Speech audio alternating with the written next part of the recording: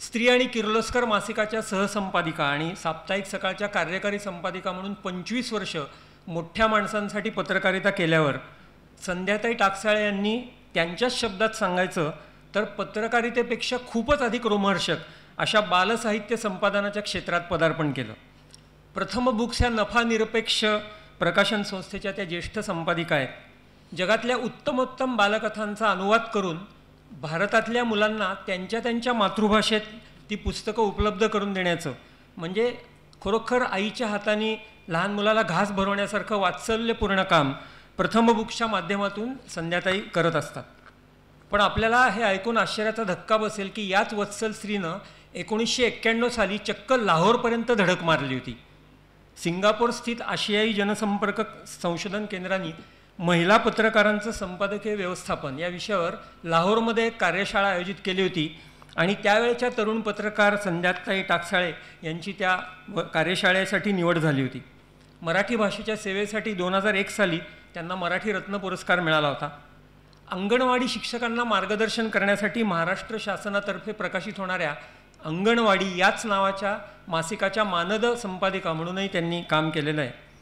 बालपणाच्या अंगणात बागडणारी उमलती मुलं ही वाचकांना पहिल्यांदा भेटली ती संध्या टाकसाळे संपादित साप्ताहिक सकाळच्याच स्तंभलेखनातून, जे स्तंभलेखन मीना टीचर यांनी केलं होतं. मीनाताईंच्या पथदर्शक पुस्तकाचा जन्म साप्ताहिक सकाळमधल्या एका गाजलेल्या स्तंभातून कसा झाला याची हकीकत संध्याताई टाकसाळे यांनी आता आपल्याला सांगावी अशी मी त्यांना विनंती करतो.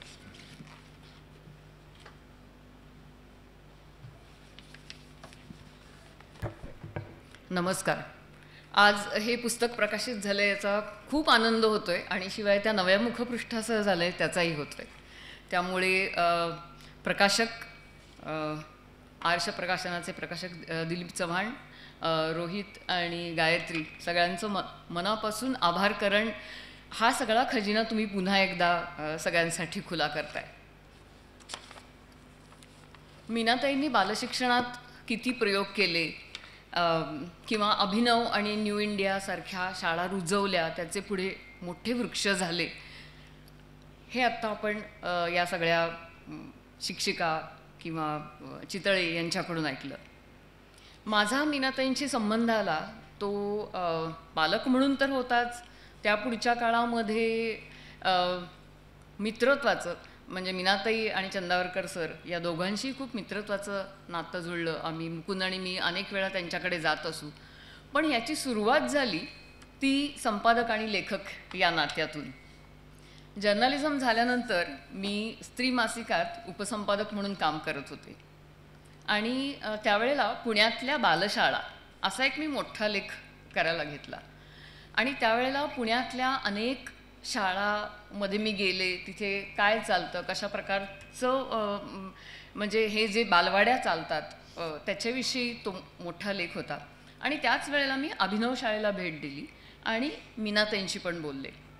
आणि मीनाताईंशी बोलल्यावर मला जाणवलं की हे वेगळं प्रकरण आहे एकदम काहीतरी, की हे मी आत्तापर्यंत कुठली शाळा अशी बघितली नाही आणि कुठल्याही शिक्षिका अशा नव्हत्या. आणि मग तो लेख तर झाला, त्याला खूप प्रतिसाद मिळाला. आणि ना त्यांचं जे एक होतं की लहान मुलांसाठी अतिशय तळमळीने काहीतरी करावं. बरं, त्यावेळेला असं होतं की बालशिक्षण हा काही खूप महत्त्वाचा विषय मानला जायचा नाही. म्हणजे मला भीती वाटते की तो आजही तेवढा मानला जात नसावा, की जर समजा मोठ्या मुलांच्या शाळेत शिकवणं जमलं नाही, तिकडे नोकरी मिळाली नाही, तर काहीतरी करावं म्हणून छोट्यांना शिकवावं असा एक सगळ्या त्या शिक्षणाकडे, शिक्षकांकडे बघण्याचा दृष्टिकोन असतो. आणि या सगळ्याला छेद या मीनाताईंच्या सगळ्या प्रयत्नातून मिळाला. आणि मला असं वाटलं की अनेक तरुण पालक आहेत, शिक्षक आहेत, तर त्यांना जर ह्या त्यांच्या शैक्षणिक कल्पना, आनंदी शिक्षण याच्याविषयी वाचायला मिळालं तर खूप मजा येईल. म्हणून मी त्यांना म्हटलं की आपण एक लेख केला, पण आपण याचं सदर सुरू करूया स्त्री मासिकामध्ये.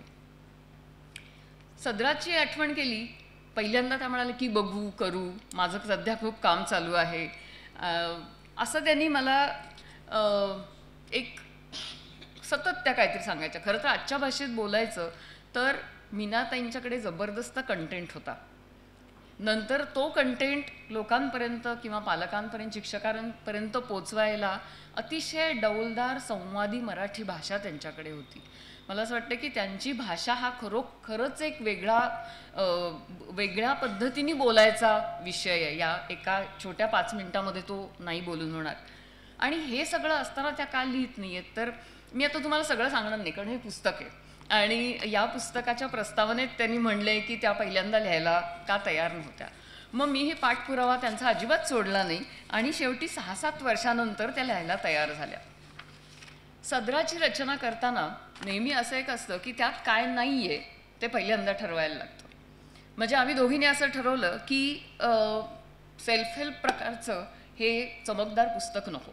म्हणजे त्याच्यात काहीतरी 5 कानमंत्र, 7 सोपे उपाय असं करायचं नाही आहे आपल्याला, कारण ते किती छान वाटलं तरी त्याचा उपयोग नसतो. मग त्याच्यामध्ये पाया त्याचा भक्कम हवा, त्याला काहीतरी थिअरी पाहिजे, थोडं ॲकॅडमिक मांडणी पाहिजे.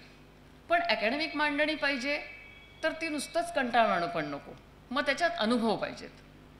आता अनुभव आले की अनुभवांचा अतिरेक पण नको. म्हणजे तो सगळा एक जो भक्कम पाया आणि अनुभव आणि त्यांचं जे प्रेम आहे हे त्याच्यातनं दिसायला पाहिजे. आणि जे पालक शिक्षक आहेत ज्यांना मुलांचं काहीतरी भलं करावंसं वाटतं पण ज्यांना मार्ग सापडत नाही आहे पुढे काही करायचा, अशा सर्वांसाठी, म्हणजे केवळ ना शिक्षक, पालक, मगाशी कोणीतरी उल्लेख केला की शेजारी पाजारी, तरुण, आजी आजोबा, सगळ्यांसाठी हे पुस्तक वाचनीय ठरेल अशी त्याची रचना करूया. आणि मग हे सदर सुरू झालं. त्याला खूप छान प्रतिसाद मिळाला की आपल्या मनामध्ये जे प्रश्न आहेत त्याच्याविषयी कुणीतरी आपल्याशी जिव्हाळ्याने बोलतंय, असा तो फॉर्मॅट त्याचा होता. आणि तो काळ खरंच खूप बहारीचा होता. म्हणजे कधी त्या विषय सुचवायच्या, कधी मी सुचवायचे, आमच्या त्यानिमित्ताने गप्पा व्हायच्या. त्या गप्पा हा एक अत्यंत आनंदाचा, खूप अपूर्व असा ठेवा होता. पुढे मी स्त्री मासिक सोडून साप्ताहिक सकाळमध्ये गेले आणि काही वर्षांनी हेच सदर याच नावाने पुढे तिथे सुरू झालं.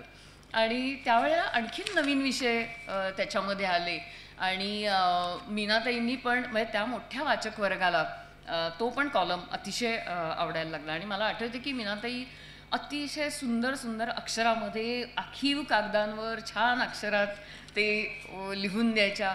मग त्यानिमित्ताने पुन्हा आमच्या, म्हणजे मी त्यांच्याकडे आणायला द्यायची, कधी त्या शाळेत जाता जाता माझ्याकडे यायच्या आणि असा तो सदराचा प्रवास चालू राहिला. आता तुम्ही जर या पुस्तकामध्ये बघाल तर त्याच्यामध्ये अनेक काय म्हणू आपण मोठे सेक्शन आहेत की मुलांचा खेळ, मुलांचा बौद्धिक विकास, मुलांचा मानसिक विकास, सामाजिक आणि भावनिक विकास, असे मोठे विषय. आणि त्याच्यामध्ये छोटे छोटे खूप भाग आहेत की जे तुम्हाला नेहमी प्रश्न पडतात. मला असं वाटतं की जे अगदी छोटे आहेत की मुलं शाळेतून घरी येतात तेव्हा आपण त्यांच्याशी काय बोलतो, इतका साधा प्रश्न आहे पण फार महत्त्वाचा आहे. म्हणजे नुसतं आधी दप्तर ठेव, बूट काढ, हे कर, ते कर, अशी आपण सरबत्ती करतो का त्याला जवळ घेतो आणि विचारतो की काय रे, कसं झालं, मजा आली का शाळेत, आणि नुसतं काय झालं सांग शाळेत, असं नाही. मुलं अजिबात बोलत नाहीत. तर ह्या छोट्या छोट्या गोष्टीसुद्धा त्यांनी या सदरातून अतिशय चांगल्या पद्धतीने सांगितल्या आहेत. किंवा सुसंस्कृत चांगली भाषा कशी वापरावी, मुलांची एकंदर बौद्धिक भावनिक विकास कसा होतो, याच्याविषयी जे अनेक प्रश्न आहेत ते त्यांनी याद घेतले. म्हणजे मला असं वाटतं की अलीकडच्या काळामध्ये सेमिनारमध्ये किंवा इंटेलेक्च्युअल व्यासपीठांवरती giving agency to a child ही एक जी फ्रेज आहे किंवा प्रयोग आहे वाक्याचा, तो फार लोकप्रिय झाला आहे. पण हा प्रचारात येण्याच्या आधी कित्येक वर्ष मीनाताईंनी तो प्रत्यक्षात आणला आहे. त्यांच्या लेखनात तो मोठ्या पद्धतीवर दिसतो.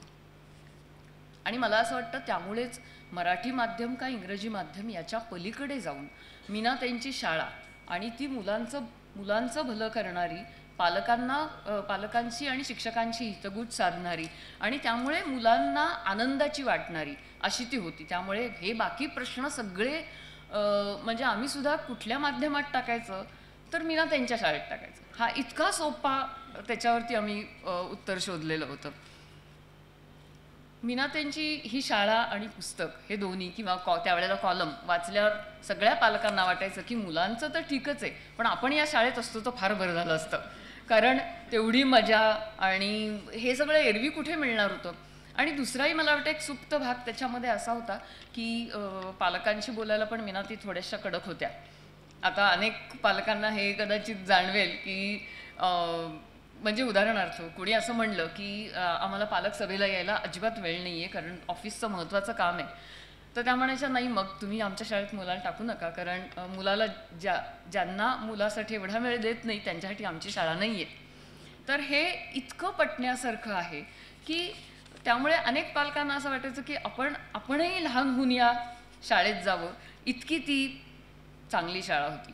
आता हे सगळं बालकेंद्रित शिक्षण किंवा मुलांना एवढं लाडावून ठेवणं तर कुणालाही असं वाटणं स्वाभाविक आहे. आणि खरोखरीच वाटायचं काहींना की मुलांचे इतके लाड करायचे, सारखं त्यांच्या कालानी घ्यायचं, मग ती बिघडणार नाहीत का पोरं, डोक्यावर नाही का बसणार किंवा वाया नाही का जाणार. तर त्याच्यासाठी पण हे पुस्तक तुम्हाला वाचायला पाहिजे की शिस्त किती, लाड किती, शिक्षा कुणी करायची, कशी करायची, किती करायची, हे सगळे भाग या सदरामध्ये आणि या पुस्तकांमध्ये दिसतील. त्यातला एक प्रसंग आहे या पुस्तकामध्ये की एकदा 10वीच्या 2-4 वांड मुलांनी शाळेच्या काचा फोडल्या. 2-3 दिवस हा प्रकार चालला होता. मग त्यांच्यावर पाळत ठेवून त्या मुलांना मीनाताईंसमोर उभं करण्यात आलं. आणि 14 आणि 15 वय किती विचित्र असतं हे मी वेगळं सांगायला नको. आता तर ॲडोलेसन्स सारख्या मालिका बघून तर तुम्हाला ते आणखीन जोरदार जाणवत असेल की हे इतकं अवघड वय आहे. तर ह्या मीनाताईंनी याच्यामधनं कल्पकपणे आणि सहृदयपणे कसा मार्ग काढला हे पुन्हा मी सांगणार नाही, तुम्ही ते पुस्तकातनं वाचा कारण हे पुस्तक आपल्याला उपलब्ध झालेलं आहे.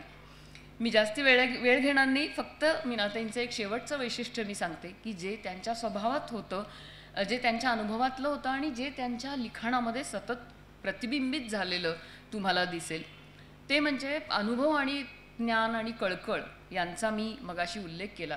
किंवा गिजूबाई बदेका असोत, ताराबाई मोडक असोत किंवा पियाजे असो, ही तगडी मंडळी काय म्हणतायत हे त्यांना माहिती होतं. आणि त्याचबरोबर इथली मुलं कशी आहेत हेही त्यांची नाडी त्यांना व्यवस्थित माहिती होती.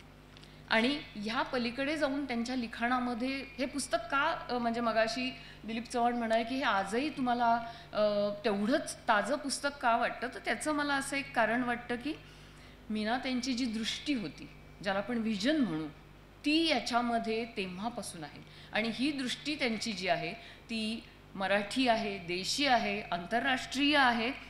आणि ह्या सगळ्याचा विचार करून त्यांनी हे पुस्तक लिहिलेलं आहे. म्हणजे शिक्षणशास्त्रातलं सगळंच त्यांना माहिती होतं, पण त्याचबरोबर साहित्य, गायन, वादन, चित्रकला, लोककला, नाटक, मानसशास्त्र, मानवविद्या ह्या सगळ्या क्षेत्रात त्यांचा व्यवस्थित वावर होता. त्यांचं घरच तसं होतं. त्यांच्या घरात अनेक मंडळी साहित्य क्षेत्रातली, नाट्य क्षेत्रातली, कला क्षेत्रातली सतत ये जा करत असत. आणि मला असं वाटतं की भास्कर चंदावरकर सर हे सुद्धा नुसते कलाकार नव्हते, तर तेही मोठे अकॅडमिशियन होते. म्हणजे एखादी गोष्ट आम्हाला आठवते की नेहमी त्यांच्याकडे गेलो की वेगळं सतत नवीन काहीतरी मिळायचं. तर हे अनुभवत असताना हा सगळा एक भक्कम पाया मीनाताईंच्या लिखाणाला आहे. तुम्हाला हे पुस्तक वाचतानाही सतत जाणवेल की ह्यामुळे हे पुस्तक सतत ताजं, लोकांशी संवाद साधणारं असं झालेलं आहे. एक शेवटचीच गोष्ट की आज आपल्या लक्षात येईल की सहृदयता नसणं ही एक मोठी उणीव आज आपल्याला सतत सारखी समाजामध्ये जाणवते.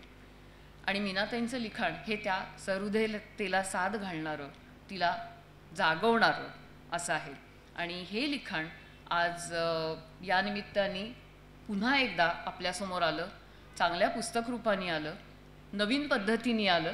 त्याच्याबद्दल मी प्रकाशक गायत्री आणि रोहित यांचे मनापासून आभार मानते.